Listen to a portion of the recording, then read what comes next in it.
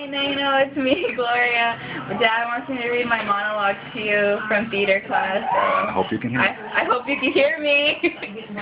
So, I hope you like it. This morning, a bird woke me up. It was a lark, or a peacock, something like that. So I said hello, and it vanished. It flew away. That very moment I said hello. It was quite mysterious. So you know what I did?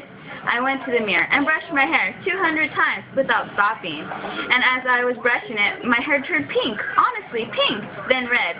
And it's sort of deep blue when the sun hit it. I am 16 years old, and every day something happens to me. I don't know what to make of it. When I get up in the morning and get dressed, I can tell something's different.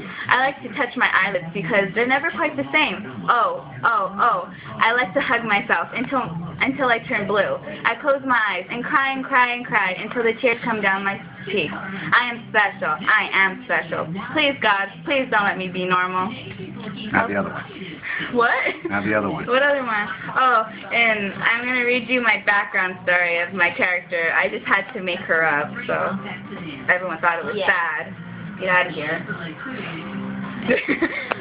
Hello, my name is Louisa. I am 16 years old. I was put in an orphanage when I was 3. My parents put me in there because they couldn't take care of me, I guess. I have what people don't really have, and that's imagination. I don't like to show it. I keep it inside.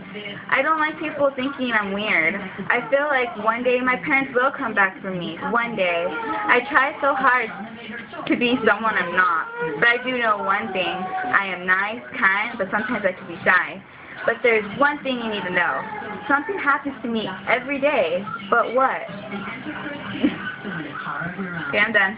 Freddie Benson. Oh, get out of here.